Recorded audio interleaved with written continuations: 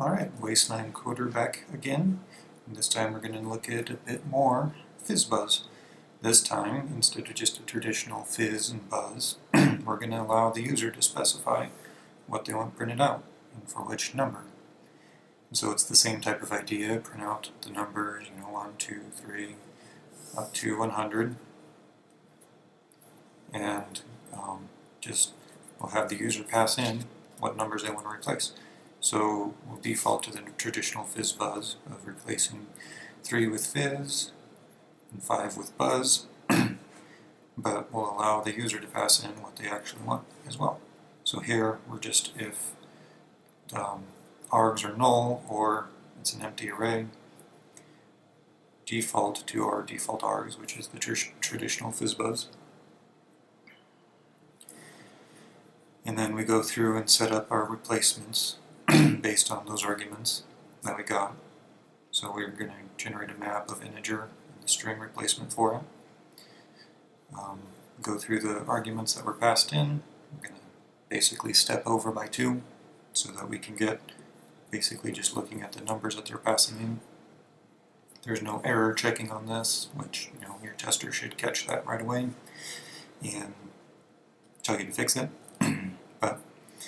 So in the replacements, we're just going to parse out the integer that was passed in, and then grab the argument that we're going to replace it with as the second part of that, and then just do that until we're out of arguments, and then iterate over 1 to 100, and we're going to print out get set.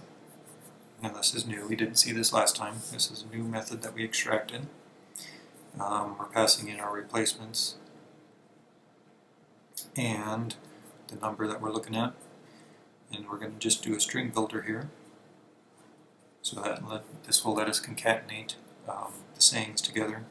So in the traditional example for 15, it'll let us go fizz buzz without having to check both is fizz and buzz on the same if statement that we had before. So create our string builder for each entry in the map, go through it, and if the number is divisible by the replacement key, that's these guys here, keys that we put in, then append the replacement value to the saying, so that's going to be fizz.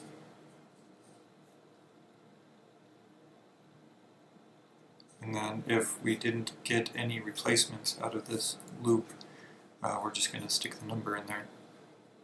We check that by if we haven't appended anything or added anything into that string buffer, just add the number to it and then return that. So when we come in here with the traditional FizzBuzz numbers and the number 3, for the first entry it'll be 3 in fizz. If 3 is divisible by 3, that's true, so we'll add fizz to our saying string builder. And then 5 will come through.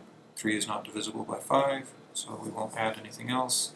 It's not empty, so we'll just return fizz.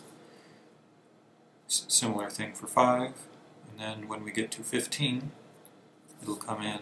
15 is divisible by 3, so we'll add fizz again. And then for the next one, 5, 15 is divisible by 5, so in the string builder it will append buzz.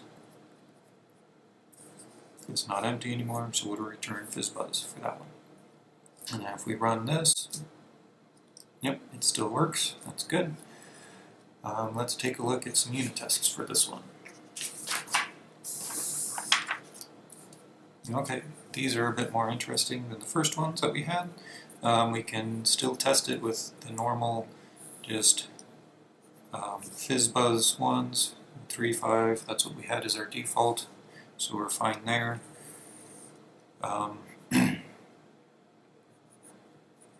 Here we are doing the same parameterized test that we saw in the last one again, with all the FizzBuzz and lines.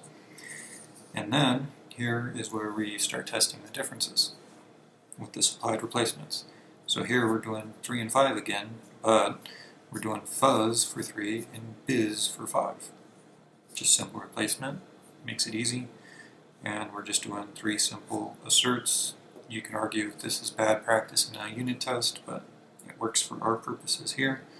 If these all have already passed and something's wrong in here, it's pretty obvious that it's going to be with the replacement. That's the problem rather than the algorithm for printing out fizz and buzz itself.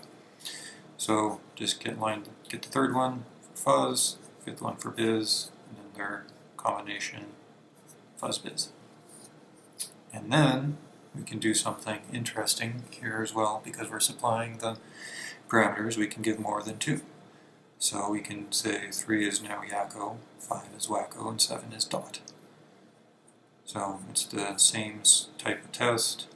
Get the third one should be Wacko, fifth one should be Wacko, seventh one is dot, and line 15 is now Yakko Wacko, line 21, which is 3 times 7, Yakko dot, and then if we were to go up to 105, we would get the combination of all of them, Yakko Wacko dot. Our algorithm doesn't go that high, though. And that's it for this round. Thanks.